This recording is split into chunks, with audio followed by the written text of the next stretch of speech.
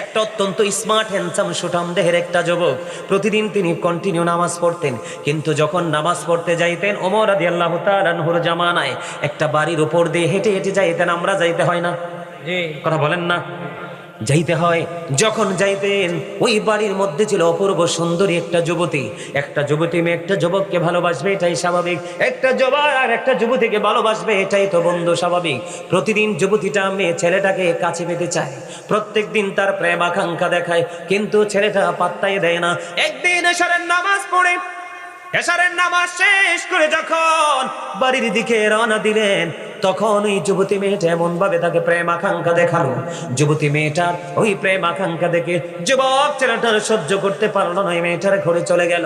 ঠিক মেয়েটা এমন ভাবে ঘর সাজিয়ে রেখেছে, মনে হয় যেন স্বামী স্ত্রীর আজকে মিলনের দিন, বাসরের দিন। জোরে জোরে কন্যা নাউজুবিল্লাহ। এই ঘটনাটা হলো হযরত ওমর রাদিয়াল্লাহু তাআলা আনহুর জামানায়। এখন যুবকটা যখন ওই মহিলার ঘরে চলে গেল, হঠাৎ করে কিয়ামতের দিনের কথা মনে হলো, আল্লাহর দরবারে হিসাব দিতে হবে, এটা সে মনে করে ফেললো। কারণ আল্লাহ বলেছে ইন্না বাতুশা রাব্বিকা লাশাদীদ, the seizing of Allah is difficult. আল্লাহর ধরা বড় শক্ত ধরা, আল্লাহর পাকড়াও বড় কঠিন, আল্লাহ খুব শক্ত করে ধরবে। ধরার পর আল্লাহ বলেছেন ইন্নাল্লাহা সারিউল হিসাব, আল্লাহ হিসাব গ্রহণে অত্যন্ত তৎপর, Allah is quick to take account. জোরে জোরে করুন আল্লাহু আকবার। যুবকটা হাসরের ময়দানের কথা বন্ধ মনে করে ফেললো। হঠাৎ করে যখন মনে হলো এই কিয়ামতের দিনের কথা চিন্তা করতে করতে ওই মেয়েটার ঘরে যুবকটা অজ্ঞান হয়ে যায়। জোরে জোরে বন্যা সুবহানাল্লাহ। সুবহানাল্লাহ বলবেন না? কেমন যুবক দেখছেন নি? নামাজ পড়ে আসছে, মেয়ের ঘরেও চলে গেছে। মেয়ে যুবক ছেলেটা বেহুশ হয়ে গেল, সময় চলে গেল, বাবা মা পাগল হয়ে গেল, আপন স্বজন পাগল হয়ে গেল। কোথায় গেল এই ছেলেটা? এখনো খুঁজে পাওয়া যায় না। খুঁজতে খুঁজতে খুঁজতে খুঁজতে বন্ধু সেই মেয়েটার ঘরে পাইলো। মেয়েটাকে কোনো কিছু না বলে ও বন্ধু যুবক ছেলেটাকে তার আপনজন নিয়ে চলে গেলেন তার ঘরে। বাড়িতে নেওয়ার পরে আল্লাহর অশেষ কুদরতে কিছুক্ষণ পরে হঠাৎ করে যুবকটার সেন্স ফিরে আসলো, জ্ঞান ফিরে আসলো। ওই যুবকটাকে প্রশ্ন করলো, বাবা বাবা গো, বলে দাও না তোমার এই পরিস্থিতিটা কেন হলো? পুরো অতীতের পুরো ঘটনাটা তিনি খুলে বললেন। খুলে বলার পরে সবার শেষে তিনি বললেন, আমি যখন ওই মেয়েটার কাছে চলে গেলাম, আমার কাছে মনে হলো যৌবনের হিসাব তো আমাকে দিতে হবে, আল্লাহর দরবারে আমাকে দাঁড়াতে হবে রে, কেমন করে আমি হিসাবটা দিব? এই ভয় যখন আমার মধ্যে তৈরি হয়ে গেল, ভয় করতে করতে মনের অজান্তে আমি অজ্ঞান হয়ে পড়ে গেলাম। ঠিক এই সত্য তথ্যটা বাবা মার কাছে আপন স্বজনের সামনে বলার পরে বন্ধু তাৎক্ষণিক ভাবে ছেলেটা আবার অজ্ঞান হয়ে গেল। পরে আপন স্বজন চাইয়া দেখলেন এই ছেলেটার দুনিয়াতে নাই। ইন্না লিল্লাহি ওয়া ইন্না ইলাইহি রাজিউন। ওই ছেলেটা মৃত্যুবরণ করলো বন্ধু। মৃত্যুবরণ করার পরে সঙ্গে সঙ্গে তাকে কাফন দাফন করে রাতের মধ্যে দাফন করানো হলো। সকাল যখন হলো হযরত ওমরের কাছে জলদি চলে গেল, সব কিছু ওমরের কাছে খুলে বললেন। হযরত ওমর রাদিয়াল্লাহু তাআলা আনহু দৌড়ে চলে আসলো। আসার পরে কবরের পাশে তিনি গিয়ে বললেন, বিস্তারিত গল্প শোনার পরে এবার হযরত ওমর একটা ডাক দিয়ে বললেন, যেই ব্যক্তিটা অপরাধ করার পড়তে গিয়েছে, একবারে অপরাধ করার নিকটবর্তী হয়ে গেল, অপরাধ জুলুমের কাছাকাছি চলে গেল, বিশেষ করে নারী সংক্রান্ত বিষয়, এই অপরাধ করতে গিয়ে আল্লাহর কথা মনে করে, হাসরের কথা মনে করে, ভয় করে যারা ওই অপরাধ থেকে দূরে সরে আসবে, আমার আল্লাহ তাদের ইন্তেকালের পরে তাদের কবরে 2টা জান্নাতের সুখ দিয়ে দেয়। জোরে জোরে কন্যা সুবহানাল্লাহ। ওই যুবকের কবরের পাশে দাঁড়িয়ে ওমর যখন বলতেছে, আর ওই যুবকের কবর থেকে বন্ধু প্রেমময় শব্দ বের হয়ে আসলো।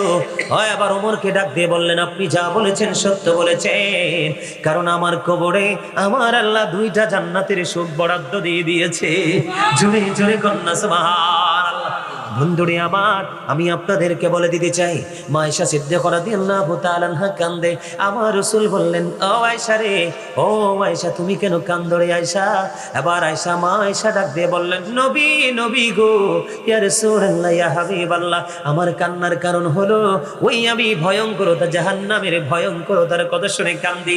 নবী, আমার একটা জিনিস জানতে বড় মনে চায় গো, কাল হাসরের ময়দানে আপনারা আপনাদের আপন স্বজনের কথা মনে রাখবেন কিনা? আবার রাসূল একটা ডাক দিয়ে বললেন, আয়েশা আয়েশা রে, 3টা জায়গায় কেউ কারো কথা মনে রাখবে না। জোরে জোরে কন্যা আল্লাহু আকবার। 3টা জায়গা অত্যন্ত ভয়ঙ্কর। কোনটা জায়গা? বন্ধুরে আমার, একটা হলো মিজানের কিনারা। ও বন্ধু, যেই জায়গাটা আপনার নেকেল পাল্লা বাড়ি হবে নাকি পাতলা হবে, ওই সময় কেউ কার কথা মনে রাখে না। জোরে জোরে কন্না আল্লাহু আকবার। আর আমল নামাটা যেই জায়গা থেকে আপনি বুঝে নিবেন, ওই জায়গায় বন্ধু কেউ কারো কথা মনে রাখে না। কারণ আমল নামাটা ডান হাতে আসবে নাকি বাম হাতে আসবে। যদি আপনার ডান হাতে এসে যায়, you are very lucky person. ঠিক কিনা বলেন? আরো জোরে বলেন, you are very successful person. বন্ধুরে আমার, যদি ডান হাতে এসে যায়, ও বন্ধু আপনি সফল। কারণ আপনি নিজেকে নবীর উম্মত বলে দাবি করতে পারবেন। তার কারণ হলো, ও বন্ধু, আমার প্রাণ মুর্শিদ ডক্টর আহমদ পিয়ারা বাগদাদি পীর সাহেব কেবলা তিনি বলেছেন, of all the great religious personalities of all prophet Muhammad রাসূলুল্লাহ সাল্লাল্লাহু আলাইহি ওয়াসাল্লাম ওয়াজ দ্য মোস্ট সাকসেসফুল। জোরে জোরে কন্না সুবহানাল্লাহ। ও বন্ধু, পৃথিবীতে যত নবী রাসূল এসেছে, সকল নবী রাসূলের মধ্যে আপনার আমার প্রাণের নবী সবচেয়ে বেশি সফল। জোরে কন্না সুবহানাল্লাহ। বন্ধুরে আমার, আরেকটা হলো ফলচেরাতের কিনারা। ওই ফলচেরাতের কিনারায় কেউ কারো কথা মনে রাখবে না। কারণ এই ফলচেরাতের পুলটা এমন একটা জায়গা দিয়ে তৈরি করা হয়েছে, ও বন্ধু, যেটার নিচে জাহান্নাম। পার হইতে পারলে তোমার ঠিকানা জান্নাত। জোরে জোরে কন্না সুবহানাল্লাহ। তাহলে ভয়ঙ্করতা আপনাদের বুঝে আসছে কিনা? বন্ধুরে আমার, এখন সুদখোরের সংখ্যা বেড়ে গেছে, বেনামাজির সংখ্যা বেড়ে গেছে, জোর করে জায়গা দখলকারীর সংখ্যা বেড়ে গেছে। ও বন্ধু, প্র্যাকটিক্যালি নিজে সরাসরি না হয়, ডাইরেক্ট না হয়, ইনডাইরেক্টলি মানুষের ক্ষতি করার মানুষের সংখ্যা বাড়ছে কিনা বলেন? এদের ঠিকানা হলো জাহান্নাম। ও বন্ধু, জাহান্নাম নিয়ে ছোট্ট করে আলোচনা করে আমি শেষ করে দিচ্ছি। বন্ধু, জাহান্নামটা অত্যন্ত ভয়ঙ্কর, এত ভয়ঙ্কর যেই ভয়ঙ্করতা নিয়ে বর্ণনা করা যাবে না। যারা বন্ধু জাহান্নামী, যারা বন্ধু অপরাধী, তাদের অবস্থাটা কেমন হবে? ও বন্ধু, জাহান্নামীদের জন্য পিটানোর জন্য যে হাতুড়িটা তৈরি করা আছে, ওই হাতুড়িটা যদি আল্লাহ রাসূল বলেছে পৃথিবীর সকল মানুষ সব কিছু মিলে যদি চেষ্টা করে, একটা সেকেন্ডের জন্য হাতুড়িটাকে নাড়তে পারবে না। জোরে জোরে কন্না নাউযুবিল্লাহ। তো বিশাল হবে, এত ভয়ঙ্কর হবে। এই হাতুড়ি দিয়ে জাহান্নামীদেরকে বন্ধু প্রহার করা হবে। জোরে জোরে জোরে বলুন না নাউযুবিল্লাহ। আরেকটু মহাব্বতে পড়ুন না নাউযুবিল্লাহ। বন্ধু, শুধু তাই নয়, এই দুনিয়াতে জান্নাতি যারা হবে, বিরক্ত হন? বিরক্তি আছে? আর যারা বলেন বিরক্তি আছে? মরণেরই কথা মানুষ স্মরণ কেন করো না, আজরাইল আসিলে কারো কফিয়ত চলবে না, আজরাইল আসিলে কারো কফিয়ত চলবে না। তওবা নামে গাছটি আছে, পাতায় পাতায় লেখা আছে মানুষের হায়াত। সেই পাতা জড়িয়া গেলে, সেই পাতা জড়িয়া গেলে মতের নিশানা,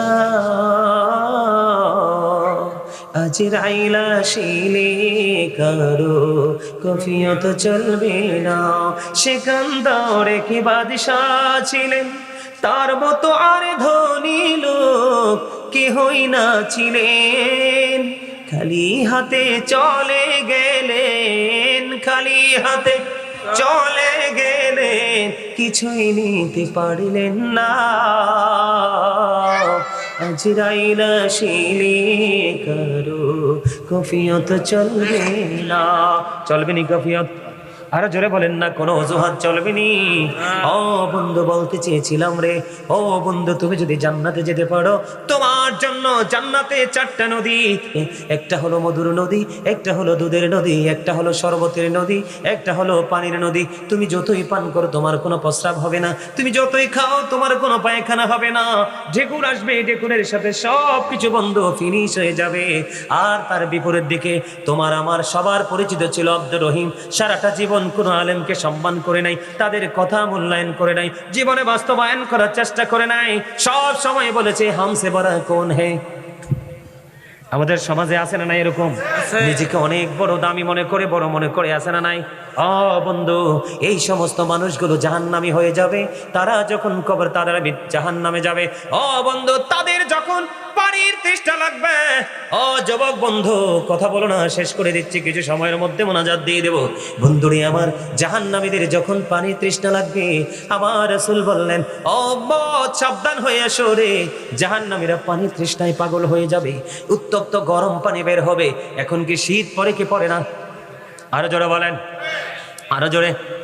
আজকে যে ভাইয়ের বাসায় ঢুকলাম অজু করার জন্য, গরম পানি ট্যাপ যখন চারলাম, গরম পানি আসছে, একটু হাতে লাগলো, স্পর্শ করা যায় না। বন্ধু, আর জাহান্নামের আগুনের উত্তপ্তটা কেমন করে সহ্য করবে বন্ধু জাহান্নামীরা? বন্ধু, জাহান্নামের আগুনকে 1000 বছর আমার আল্লাহ তাপ দিয়েছে, রং হলো সাদা। আর 1000 বছর তাপ দিলে রং হয়ে গেল বন্ধু কালো লাল। আর 1000 বছর তাপ দিলেন, রং হয়ে গেল কালো। এখন জাহান্নামের আগুনটা কালো বর্ণের রয়েছে বন্ধু। ওই জাহান্নামের আগুন এত ভয়ঙ্কর হবে, অত উত্তপ্ত হবে, ওই গরম পানি তাদেরকে দেওয়া হবে, মাথার মধ্যে ঢেলে দেওয়া হবে। ঢেলতে দেরি রে, তাদের পেটের মধ্যে ঢুকতে দেরি হবে না, পেটটার মধ্যে ঢুকতে দেরি, 2 রানের মধ্যখান দিয়ে পেটে যা কিছু আছে সব কিছু লিকুইড হয়ে বের হতে থাকবে। লিকুইড বোঝেননি কি? তরল, একেবারে পানিও না, আবার একেবারে অনেক বেশি শক্তও না। যেমন এক্সাম্পল, জুস খান না, এটা কিন্তু একবারে পাতলাও না, আবার বেশি, ঠিক কিনা বলে? এইরকম লিকুইড হয়ে যাবে, পেটের মধ্যে যা কিছু আছে গলে যাবে, গলতে গলতে গলতে গলতে বের হতে থাকবে। আর জাহান্নামী কাঁদবে, রে কে আছো রে, আমাকে একটু হেল্প করো না। কেউ তোমাকে হেল্প করবে না, কারণ যিনি তোমার হেল্পার হিসাবে দুনিয়াতে এসেছিল, তোমার আমার মাঝে ছিল, তোমার মসজিদের ইমাম হতে পারে, খতিব হতে পারে, তোমার সন্তান হতে পারে, তোমার ভাতিজা হতে পারে, আপন প্রিয়জনের কেউ হতে পারে। বর্তমানে বাংলাদেশের মানুষের একটা চরিত্র হলো, নিজের কাছের মানুষ যতই গুণী হোক মূল্যায়ন করে না। আমাদের দেশের মানুষের এই একটা অভ্যাস, ঠিক কিনা বলেন? কারণ খলিলের ফলাটা ভালো হইলো, জব্বরের ফলাটা নষ্ট হইলো কেমনে? কারণ তুমি তো লাগানোর সময় লাগাইছো তেঁতুলের চারা, তেঁতুলতি আসবে, কথা বলে না কেন? কিন্তু খলিলুর রহমান তিনি লাগানোর সময় যাচাই বাজাই করে ল্যাংরামের চারা লাগাইছে, এটা ল্যাংরামি তো আসবে, কথা বলেন না কেন? বুঝে নিবেন, বাকিটা এক্সপ্লেন করবেন, নিজের বিবেককে নিজে প্রশ্ন করবেন, নিজের বিবেকের কাঠগড়ায় দৈনিক সকাল একবার বিকাল একবার দাঁড়াবেন, শোয়ার পরে প্রতিদিন নিজের বিবেকের কাঠগড়ায় দাঁড়াবেন, দাঁড়াইলে অটোই ফায়সালা চলে আসবে বন্ধু। তার এইভাবে চলতে থাকবে, লা ইয়ামুতু, মরতে পারবে না, ফিহা ওয়ালা ইয়াহইয়া, বাঁচতেও পারবে না, ওমা হুমান হাবি গায়বিন, পালাইতেও পারবে না। জুড়ে জুড়ে কন্যা নাউযুবিল্লাহ। ভয়ঙ্কর কিনা বলেন? সবচেয়ে বেশি কম কষ্ট হবে আগুনের এক জোড়া জুতা পায়ের মধ্যে পাড়াইয়া দিবে বন্ধু। বড় বিয়ে বাড়িতে গোস্ত রান্না হয় না, উত্রাণের আওয়াজ পাননি? টকবক টকবক করে উত্রায়। কুরবানির ঈদের দিন বিয়ে বাড়িতে বিভিন্ন অনুষ্ঠানে হয় কি হয় না? বিশেষ করে শীতের দিনে কলসের মধ্যে অথবা বড় ডেকের মধ্যে পানিও তো আমরা ফুটাই, টকবক টকবক করে উতরাইতে থাকে, ওই মগজটা এমন ভাবে উতরাইতে থাকবে বন্ধুরে, কার কাছে বলবা সেদিন দুঃখ রে? কারণ জীবনে কাউকেই তো মূল্যায়ন করে নাই, নিজেই নিজেকে বড় মনে করে পথ চলেছ, ঠিক কিনা বলেন? বন্ধুরে আমার, এখানেই শুধু ক্ষান্ত নয়, আরো কত ভয়ঙ্কর খবর। এই বন্ধু, এটার নাম হলো বুগির।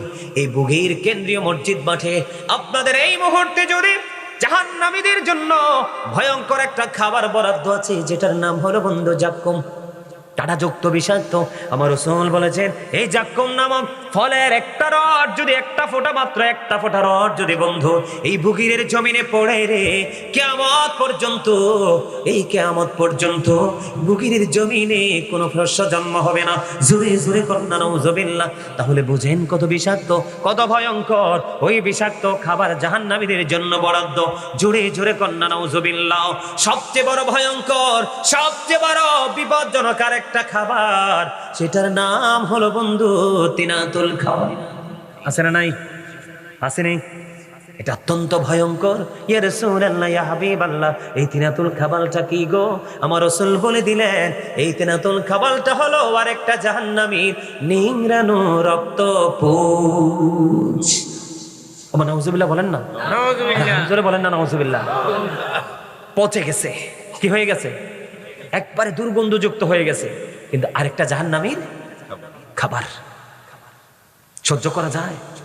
আরে ভাই, একদিন কাপড়টা পরলে একটু ঘাম লাগলে দ্বিতীয় দিন তো এই কাপড়টা পরা যায় না, দুর্গন্ধ নেওয়া যায় না। একটা মানুষের মুখে একটু গন্ধ যদি আসে, আরেকজন মানুষ তার মুখ থেকে দূরে থাকে, থাকে কি থাকে না? আর কিন্তু সেই বডিটা পচে লিকুইড হয়ে যাবে, ওইটা আরেকজন জাহান্নামীকে খাইতেই দেওয়া হবে। মানা যায়? সহ্য করা যায়? মানে কষ্টের কোনো শেষ। যেমন কর্ম তেমন। যেমন একটা এক্সাম্পল দেই, আপনাদের বুগিরের মানুষ সুদ খায়নি। আল্লাহ গো, তো ওয়াজ করে লাভ হইল কি? খায় খায় খাইছে খাইছে খাইছে রে। এখন তো সুদ কয় না, এখন কয় ইন্টারেস্ট। আবার ব্যাংকে গেলে কয় মুনাফা, ঠিক কিনা বলেন? তো ঘুরে গাইরে একটাই, টাকায় বাচ্চা দেয় টাকা, যেই টাকা বাচ্চা দেয় ওই টাকাই সুদ, ঠিক কিনা বলেন? তবে হ্যাঁ, আপনি মাঠে ধান লাগাইছেন, ধান কাটছেন, 20,000 টাকা খরচ হয়েছে, 50,000 টাকা, এটা হচ্ছে সবচেয়ে বেশি বরকতের জিনিস। কথা কন না কেন? যেমন আপনাদের গ্রাম, লোকাল গ্রাম, সুদ হবে না কিভাবে একটু বলে দেই। মানে সুদ হবে না, আপনার কাছে টাকা আছে কিন্তু আপনি ইনভেস্ট করতে চান, কোথায় ইনভেস্ট করবেন? যেমন গ্রামে গঞ্জে কিন্তু অনেক ফসল তৈরি হয়, হয় না? এই ইনভেস্ট করার টাইমটা কিন্তু আপনার এই, যেমন ধরেন ধানের সময় আসলো, কিসের সময়? ধানের সময় আসলো। একজন মানুষ কৃষি কাজ করতে খুব পছন্দ করে, তো তার কাছে কিন্তু টাকা নাই, কিন্তু আপনি কৃষি কাজ করতে পছন্দ করেন না, আপনার কাছে টাকা আছে। সেই ক্ষেত্রে আপনি কি করবেন? বন্দরে আমার ওই কৃষককে আপনি 10,000 টাকা দিবেন। কত? মিনিমাম বন্ধ ফসলটা উঠতে মিনিমাম 3 মাস তো লেগেই যায়, যাই কি যায় না? আপনি 10,000 টাকা দিলেন, ওই 10,000 টাকার বিনিময়ে তিনি আপনার কাছ থেকে আর টাকাটা নিতে পারবে না। আপনি সময়ের সাথে যখন যেমন দাম থাকে ফসল কাটার সময়, ওই 10,000 টাকার হিসাব করে আপনি ধান নিয়ে নিলেন, আপনার ঘরে নিয়ে মজুত করে রেখে দিলেন, আপনি কিছুদিন পরে বিক্রি করে দিলেন, তাহলে এটা সুদ হবে না? আপনি টাকাও নিলেন, ধানও নিলেন, ডবল সুদ। কথা বলেন না? মায়ের উপর মায়ের, শেরের উপর সোয়া শের। কথা কি বুঝে আসছে? একটা বলে দেই চেল্লা বললাম, এক একটা পাপের এক একটা সাজা। আল্লাহ রসুল মেরাজে যখন গেলেন, জান্নাত দেখলেন, জাহান্নাম দেখলেন, জাহান্নামের দিকে নজর দিয়ে চাইয়া দেখলেন ধনী ধনী মানুষ বেশি আর মহিলা বেশি, আর জান্নাতের দিকে নজর দিয়ে চাইয়া দেখলেন গরিব মানুষ আর পুরুষ বেশি রে। জোরে জোরে কন্যা সুবহানাল্লাহ। জান্নাতে কে বেশি? গরিব আর পুরুষ। আর জাহান্নামে ধনী মানুষ বেশি। তার কারণ the rich are not always happy. ধনীরা সব সময় সুখী না। এই পৃথিবীর ম্যাক্সিমাম ধনী মানুষ হলো গরিবের রক্ত চষে। আমার কথা কয় না? হক কথা কইলে কি রাগ হইবে? এই পৃথিবীর সবচেয়ে বেশি ম্যাক্সিমাম ধনী মানুষ গরিবের রক্ত চষে নিয়ে ধনী হয়। ম্যাক্সিমাম মাথার গাম পায়ে ফেলে ধনী হয়, ঠিক কিনা বলে? যেই দিকে যাই না, আল্লাহ রাসূল দেখলেন এক একটা মানুষের পেট এক একটা ঘরের মতো বড় বড়। জিব্রাইলকে বললেন, ভাই জিব্রাইল, ওই যে ঘরের মতো বড় বড় পেট ওলা মানুষগুলো এরা কারা রে? জিব্রাইল বললেন, ইয়া রাসূলুল্লাহ, এরা হলো দুনিয়ার সুদখোর। আমার রাসূল বললেন, তার পেটটার মধ্যে শুধু সাপ আর বিচ্ছু। জোরে জোরে কন্না নাউযুবিল্লাহ। সুদ খাইয়ে কি মানুষ লইয়া যাইতে পারে? রাইখা যায় জিফুতের লেগে। কার লেগে? এই জিফুতে একটাও মানুষ হয় না, সব দিয়ে বাঁকা টাকা হয়। আমার কথা কয় না? বল কইছিনি? কথা বলেন। আমার কথা বুঝতে পারছেন? তাবারুক করছে, মাশাআল্লাহ, তাবারুকও আছে। আমি তো ভাবছি তাবারুক মনে হয় নাই। খিচুড়ি না বিরিয়ানি? মাশাআল্লাহ মাশাআল্লাহ। এটা আসলে পুরোনো দিনের ঐতিহ্য। এখনকার ফলাফাইন তো ইসলামের প্রেমে বুঝে না, নিজেরটা ছাড়া অন্যেরটা বুঝে না, ঠিক কিনা বলেন? তো ফলাফাইনে কি বুঝবো? ওয়াজ কি বুঝবো? খিচুড়ি, ঠিক কিনা বলেন? আরো জোরে। আমার কথা কি আপনারা বুঝতে পারছেন? আজকে ভূমিকম্পটা কেন হলো? আমাদের চরিত্রের কারণে। কিসের কারণে? আরো জোরে বলেন, কিসের কারণে? আমরা এই ভূমিকম্প থেকে বাঁচতে হলে, আসমানি গজব থেকে বাঁচতে হলে, ভবিষ্যতে আমরা নিজেদেরকে সুরক্ষিত রাখতে হলে আমাদেরকে কি করতে হবে? চরিত্রের পরিবর্তন আনতে হবে। আমরা ক্যারেক্টারলেস থেকে গুড ক্যারেক্টার সম্পন্ন পার্সন হিসেবে নিজেদেরকে প্রস্তুত করতে হবে, ঠিক কিনা বলেন? সম্মানিত উপস্থিতি, এই চরিত্রকে বদলাতে হলে সর্বপ্রথম আপনার জীবনে একটা জিনিস প্রয়োজন, সেটা হলো প্রেম। কার সাথে? রসুলের সাথে। রসুলের সাথে যখন প্রেম আপনি করবেন, তখন রসুল ওয়ালাকে আপনি খুঁজতে শিখবেন। যখন রসুল ওয়ালার কাছে আপনি চলে যাবেন, অটোমেটিক্যালি আপনার চারিত্রিক পরিবর্তন চলে আসবে। আর যখন চলে আসবে, আসার পরে আপনার কাছে সবচেয়ে বেশি পছন্দ লাগবে যে কাজটা করতে, সেটা হলো নামাজ। সেটা হলো কি? আপনি যখন কন্টিনিউ নামাজ পড়বেন, সূরা আনকাবুতে এসেছে, ইন্না সলাতা তানহা আনিল ফাহশাই ওয়াল মুনকার। নামাজ মানুষকে সকল খারাপ কাজ থেকে বিরত রাখে, বাঁচিয়ে রাখে। আর হাদিস শরীফ থেকে যদি বলি, এই যে শীতের দিনে আপনাদের এলাকায় গাছের পাতা ঝরেনি? সব গাছের পাতা, সব গাছের পাতা ঝরে? হ্যাঁ, আও না, আপনি কি মনে করছেন ওনার কি বোকা? ওনারা কিন্তু না বলে দিছে সব গাছের পাতা ঝরে না, মুষ্টিময় কিছু ছাড়া সব গাছের পাতাই ঝরে যায়। তাল গাছ, নারিকেল গাছ, সুপারি গাছ, খেজুর গাছ, এরকম কিছু গাছ ছাড়া ম্যাক্সিমাম গাছের পাতাই ঝরে যায়। বন্ধুরে, আবার রসুল শীতের দিনে বের হলো। বের হওয়ার পরে তিনি দেখলেন গাছের পাতাগুলো বিরামহীন ভাবে ঝরে ঝরে পড়ছে। এই দৃশ্য দেখে আমার প্রাণের রসুল দুইটা ডাল ধরলেন। ধরার পরে আবু যরকে একটা ডাক দিলেন। আবু যর উত্তর দিলেন, লাব্বাইকা ইয়া রাসূলুল্লাহ, আমি হাজির, হাজির গো নবী, আমি হাজির। এবার আমার রসুল বললেন, রে আবু যর, তুমি চাইয়া দেখো, শীতের কারণে শুষ্ক হয়ে গাছের পাতাগুলো বিরামহীন ভাবে ঝরে ঝরে পড়ে যাচ্ছে। ও আবু যর, আমার উম্মত গুলো, আল্লাহর বান্দাগুলো আল্লাহর সাথে প্রেমের ডুরি লাগাইয়া সবচেয়ে মহব্বত করে আল্লাহ বানাইছে মানুষের কপাল, কারণ এই কপাল আল্লাহর কুদরতি কদমে ঠেকাবে। বন্ধু, ঠিক কিনা বলেন? আমার রাসূল বললেন, যেই বান্দাগুলো আল্লাহকে ভালোবেসে নামাজের মাধ্যমে আল্লাহর কুদরতি কদমে সেজদা দিয়ে দেয়, ওই শীতের দিনের গাছের মতো তার জীবনের গুনাহগুলো সব ঝরে পড়ে যায়। সুবহানাল্লাহ বলেন। সুবহানাল্লাহ। তাহলে নামাজ পড়বেন তো? আর জোরে বলেন। নামাজ পড়তে হবে, সকল অন্যায় অপরাধ থেকে নিজেকে মুক্ত রাখার চেষ্টা করতে হবে। আর জানেন, যেই মানুষটা অন্যায় করতে পছন্দ করে, অপরাধ করতে পছন্দ করে, তাকে প্রত্যক্ষ বা পরোক্ষভাবে কোনোভাবেই তার সাথে প্রেমের ডুরি রাখা যাবে না। রাসূল বলেছেন, তুমি অপরাধী জানার পরেও যদি তুমি কোনো মানুষকে সাপোর্ট দিয়ে থাকো, তাহলে তুমি মুসলমান থেকে খারিজ হয়ে গেলে। নাউজুবিল্লাহ বলেন। আর কখনো কারো জায়গা জোর করে দখল করবেন না। কেউ যদি কারো কাছ থেকে 1 বিঘা জায়গা জোর করে দখল করে, রাসূল বললেন, তাকে কাল হাসরের ময়দানে 7টা পৃথিবী তার গলায় মালা বানাইয়া ঝুলাই দেওয়া হবে। এই বোঝা বইতেই থাকতে হবে, বইতেই থাকতে হবে, কিন্তু বাঁচারও সুযোগ নাই, মরারও সুযোগ নাই, পালিয়ে যাওয়ারও সুযোগ নেই। তো এই জন্য বললাম, আবার যদি কখনো কোথায় দেখা হয়, তাহলে কোন পাবের কোন সাজাবাদ নতুন কোনো বিষয় নিয়ে হাজির হয়ে যাব। আর যদি দেখা না হয়, অনলাইন থেকে আপনারা আলোচনা শুনবেন। আমি বিশ্বাস করি আপনাদের জীবনের পরিবর্তন আসবে। আমি এই প্রত্যাশা ব্যক্ত করে আজকের মতো আলোচনা এখানে শেষ করছি। মিলাদ কিয়াম করবো না? করবো তো? হবে তো? ঠিক আছে। সম্মানিত উপস্থিতি, আমার আলোচনায় যদি কষ্ট পেয়ে থাকেন, আল্লাহর হস্তে ক্ষমা করে দিবেন। যদি ভালো লেগে থাকে আমল করার চেষ্টা করবেন, ভালো লেগে থাকে সেটার উপর আমল করার চেষ্টা করবেন। এদিকে দেখান, এই নবীজিকে দাঁড়াইয়া সালাম দেওয়ার পক্ষে না বিপক্ষে আপনারা? কে কে পক্ষে? হাত তোলেন তো সবাই। মাশাআল্লাহ, হাত নামান। আপনাদেরকে একটু ক্লিয়ার করে দেই, মদিনায় গেছেন না? এখানে আছেন নাকি? দাদা ভাই গেছিলেন? আপনিও গেছেন? মাশাআল্লাহ, আপনারা সবাই গেছেন, আলহামদুলিল্লাহ। আমিও তো গুনাহগারও গিয়ে আসছি। 2021 সালে নি, 2022-এ গিয়েছিলাম। নবীজিকে দাঁড়িয়ে সালাম দিলে অনেকেই মনে কষ্ট পায়। আমার কাছে আফসোস লাগে, কেন জানেন? এখনো আপনি নবীজির রওজায় গেলে, আরে দাঁড়াইতে তো পারবেন না, বসা তো থাক দূরে, ঠিক কিনা বলেন? যদি আল্লাহ যদি কখনো নেয়, দেখবেন নবীজির রওজার পাশে গেলে আপনি বসবেন। আরে ভাই দাঁড়াইয়া, বলে আমি দাঁড়াইয়া একটু নবীজির কদমে 2টা চোখের পানি পালাইয়া যাবো, সাক্ষী হব, সেটারই সুযোগ নাই। এটা কি রাসূলের সম্মান না? আর জোরে বলেন। মদিনায় গেছেন তো, দেখছেন তো দাদা ভাই, একটা ওয়াশরুম, একটা টয়লেট জমিনে নাই। সবগুলো 5 তলা, 4 তলা, 6 তলা, 7 তলার নিচে, আন্ডারগ্রাউন্ডে। সুবহানাল্লাহ বলেন না? আরে জোরে। কি মনে করছেন? শুধু আমার নবীর কারণে, আমার নবী যেখানে শুইছে, হারামের ভিতরে ঢুকে 1 রাকাত নামাজ পড়লে 50,000 রাকাতের সওয়াব। সুবহানাল্লাহ। সেই নবীকে মহব্বত করে আমি সালাতু সালাম জানাবো, আপনি বলে দিবেন বেদাত। হইল নি কামটা? কথা কন না কেন? দুনিয়াতে কত অপরাধী মানুষ নেতা হইয়া আসেন আমাদের কাছে, আমার কথা কয় না, হেসা কথা না। দুনিয়াতে কত অপরাধী মানুষ আমাদের কাছে বড় নেতা হইয়া আসে না? তা আমরা যদি সবাই ফুলের মালা লয়ে দাঁড়ায় থাকি, তখন তো আমাদের আলেমরা বেদাত ফতুয়া দেয় না? আমার কথা কন না, আরো জোরে। তখন তো কিছু বলে না, কিন্তু রাসূলের ক্ষেত্রে বেদাত। সূরা ফাতিরের মধ্যে আল্লাহ রাব্বুল আলামিন বলেছেন, অত আজিরহু অত আকিরহু। আল্লাহ বলেছেন, হেল্প হিম এন্ড রেসপেক্ট হিম।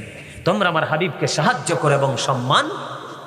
এই হাসান ইবনে সাবিত রাদিয়াল্লাহু তাআলা আনহু মসজিদে নববীর মিম্বরে দাঁড়াইয়ে তো নবীজির শান গাইছে, বৈশা তো গায় নাই। বুঝেন না? ওয়াজ বুঝেননি আপনারা? তো নবীজি, এখন আপনি প্রশ্ন করতে পারেন যে হুজুর, হাসান ইবনে সাবেতের সামনে তো আমার নবী ছিল, আপনার আমার কাছে কি নবী নাই? কথা কর না, নবী কি মরে গেছে? আল আম্বিয়াউ আহিয়াউম ফি কুবুরিহিম ইউসাল্লুন। আমার নবী মদিনা ওয়ালা সরকারে মদিনা ইমামুল মুরসালিন রাহমাতাল লিল আলামিন নূরুন আলা নূর নবীজি, তিনি ওনার আপন আপন রওজায় জিন্দা, এবং তিনি নামাজরত অবস্থায়। সূরা বাকারাতে এসেছে, আল্লাহ বলেছেন ইনদা রাব্বিহিম ইউরসাকুন, দে রিসিভ ফুড ফ্রম আল্লাহ, তারা আল্লাহর কাছ থেকে জান্নাতে খাবার পায় এবং খায়। সুবহানাল্লাহ। তো সেই নবীকে একটু দাঁড়াইয়া সালাম দেওয়া যায় না? আপনার যদি ভালো না লাগে আপনি দিয়েন না, আমি আপনাকে কিচ্ছু বলবো না, কিন্তু আমি দিলে আপনি আমাকে বকা দিতে পারবেন না, কারণ নবীটা যেমন আমার তেমন আপনার। মনে রাখবেন, নবীর কাছে, আবু জাহেলের কাছে নবী কি ছিল? চাচা না, কালো। নবী মুহাম্মদ দেখতে সুন্দর নাই, নাউজুবিল্লাহ খান না। এটা আবু জাহেলের মন্তব্য। কার? আর আমির হামজার মন্তব্য হলো এত প্রেম, এত নূর, যেই নূরের ঝলকের কাছে চাঁদের কিরণ পর্যন্ত হার মেনে যায়। সুবহানাল্লাহ বলেন না? ও বন্ধু, জালহাম ইবনে আরফাত রাদিয়াল্লাহু তাআলা আনহু তিনি বললেন, পূর্ণিমার চাঁদে আমি আমার প্রাণের রাসূলকে দেখলাম। ও বন্ধু, চাদর মুড়ি দিয়ে শুয়ে আছে। ও বন্ধু, আমি একটা বার পূর্ণিমার চাঁদের দিকে তাকালাম, আর একটা বার আমার প্রাণের রাসূলের দিকে তাকালাম, একটা বার আমি পূর্ণিমার চাঁদের দিকে নজর দিয়ে তাকালাম, আর একটা বার আমার প্রাণের রাসূলের নূরানী চেহারা মোবারকের দিকে তাকালাম। আমি চাইয়া দেখলাম ওই পূর্ণিমার চাঁদ চাইতেও সুন্দর আমার রাসূল। মারহাবা বলবেন না? তাহলে এটা আপনার কারো, এটা আপনার ব্যক্তিগত পার্সোনাল চিন্তা, ঠিক না বলেন? আপনি যদি নবীজিকে দাঁড়িয়ে সালাম না দেন, নবীজিকে অনারেবল প্রফিট হিসাবে যদি আপনি সিলেক্ট করতে না পারেন, তাহলে সেটা আপনার পার্সোনাল ম্যাটার, ঠিক কিনা বলেন? কিন্তু আমি যদি বলি ডাজেন্ট ম্যাটার, আমারটা আমি করবই তো, কারণ আমার রাসূলকে আমি কিভাবে ভালোবাসবো সেটা আমি জানি, ঠিক কিনা বলেন? ভালোবাসা কি সবারটা একরকম হয়? এক একজনের ভালোবাসার ধরন কিন্তু এক এক রকম। দেখবেন বাচ্চাদেরকে কেউ আদর করে গালে চুমু দিয়ে, ঠিক কিনা বলেন? আর আরেকজনে দেখবেন বাচ্চাকে আদর করে দাঁত টাত ভাঙ্গে ফেলতেছে, গাল টাল টাইনা তুষ করে ফেলতেছে, এটা তার আদরের ধরন। কথা কন না কেন? বল হুজুর, আপনি কি এটার সাথে নবীজিকে মিলাইলেন? না, আপনাদেরকে জাস্ট একটু বুঝাইলাম আর কি, যে আমি আমার রাসূলকে সব দিকে ভালোবাসি। যে হুজুর নবীজিকে দাঁড়িয়ে, সাহাবাই কেরাম নবীজিকে যদি দাঁড়িয়ে সম্মান করতে পারে, সালাম দিতে পারে, এখনো হাজার হাজার হাজিরা গিয়ে নবীর রোজায় দাঁড়িয়ে সালাম দেয়, তা আমি বাংলাদেশে থেকে নবীজিকে দাঁড়িয়ে সালাম দিলে সমস্যা কোথায়? আমার নবী সব জানি, সব দেখে, সব নবীর রোজায় পৌঁছে। যেরকম সুবহানাল্লাহ, আল্লাহ কবুল করে নিক, যেরকম আমিন। আমার আল্লাহ আল্লাহ আল্লাহ লা ইলাহা ইল্লাহ, মনটাই আমার চাই যে শুধু যেতে মদিনায়। ও বুঝিবনি রে বুঝাই যত, সে তো বোঝে না নবীজি। আল্লাহ আল্লাহ আল্লাহ